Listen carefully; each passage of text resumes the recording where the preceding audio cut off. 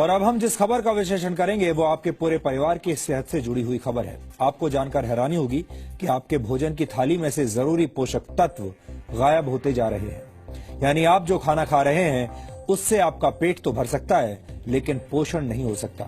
National institute of nutrition ने इसी वर्ष एक फूड कॉम्पोजिशन टेबल तैयार किया है, जिसके आधार पर इंडियन डायटिक एसोसिएशन यानी आईडीए ने भारतीय थाली से जुड़ा एक रिसर्च किया। इस रिसर्च के मुताबिक पिछले 30 वर्षों से भारतीय भोजन की ताकत और उसके पोषक तत्व लगातार कम हो रहे हैं। आपने अक्सर बड़े बुजुर्गों को ये कहते हुए सुना होगा कि पुराने जमाने में भोजन की बात ही कुछ और हुआ करती थी। हर चीज शुद्ध होती थी और आपका खाना शरीर को लगता था। बड़े बुजुर्गों की ये बात अब सच साबित हो रही है। आईडीए का रिसर्च इस बात को भी साबित करता है कि 30 वर्ष पहले खाने में शुद्धता की गारंटी आज के मुकाबले कहीं ज्यादा थी। आईडीए के मुताबिक गेहूं में 9% कार्बोहाइड्रेट कम हो चुका है। इसके अलावा बाजरे में 8.5% कार्बोहाइड्रेट कम पाया गया है। पिछले 30 वर्षों में मूंग की दाल में आयरन कंटेंट 6.12% कम हो गया है, जबकि मसूर की दाल में प्रोटीन 10% कम पाया गया। प्रोटीन हमारे शरीर के लिए बहुत जरूरी पोषक तत्व है और इसकी कमी से कई तरह की बीमारियां होती हैं। आटे और दाल के बाद सबसे ज्यादा इस्तेमाल होने वाली सब्जियों को भी चेक कर लीजिए। नए जमाने के आलू में विटामिन बी, मैग्नीशियम और जिंक की मात्रा पहले से कम पाई गई है। टमाटर में विटामिन बी, आयरन और जिंक की मात्रा में 66 से 73% तक की कमी देखी गई। फलों की बात करें तो सेब में आयरन कंटेंट पहले के मुकाबले 60% कम हो चुका है। यानी लो हीमोग्लोबिन और एनीमिया से पीड़ित लोगों को सिर्फ सेब के भरोसे अब नहीं रहना चाहिए। इस आंकड़े को देखने के बाद कई पुरानी कहावतों से आपका भरोसा उठ सकता है।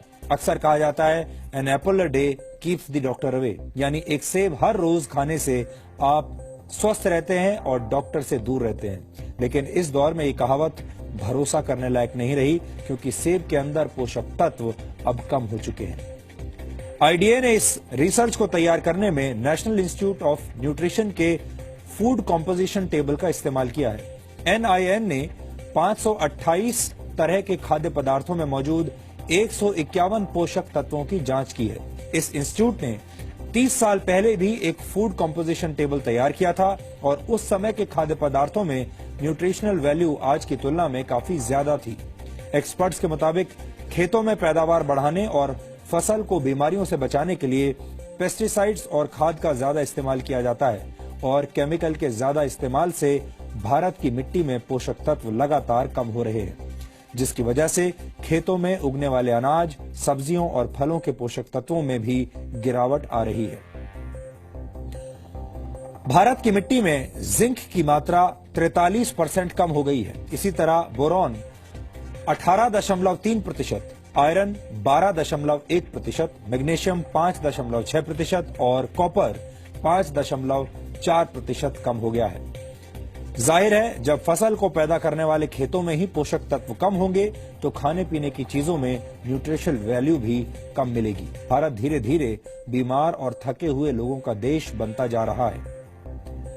दिसंबर 2015 में आई द लैंसेट की एक रिपोर्ट के मुताबिक सेहत के मामले में 5 ब्रिक्स देशों में भारत सबसे नीचे है। ब्रिक्स देशों में भारत के अलावा ब्राजील, रशिया, चीन और साउथ अफ्रीका शामिल है। 2013 में पूरी दुनिया में बीमार लोगों की कुल संख्या में से 20% भारतीय थे। भारत में इस वक्त 7 करोड़ लोग डायबिटीज के शिकार हैं और डायबिटीज का मरीजों की संख्या के मामले में भारत चीन के बाद दूसरे नंबर पर है। वर्ल्ड कांग्रेस ऑफ कार्डियोलॉजी के मुताबिक सन 2020 तक भारत में होने वाली 40% मौतें दिल से संबंधित बीमारियों की वजह से होंगी। भारत में हर 10 में से एक व्यक्ति किडनी की बीमारी से पीड़ित है और ज्यादातर लोगों को इसका पता तब चलता है जब उनकी किडनी 60% तक बेकार हो चुकी होती है। ये सारी बातें सुनकर आप चिंतित जरूर हो रहे होंगे। आप सोच रहे होंगे कि एक तरफ भारत के लोग बीमार हो रहे हैं और दूसरी तरफ हमारे भोजन के अंदर मौजूद पोषक तत्व भी कम हो रहे हैं। ये एक तरह से दोहरी मार है।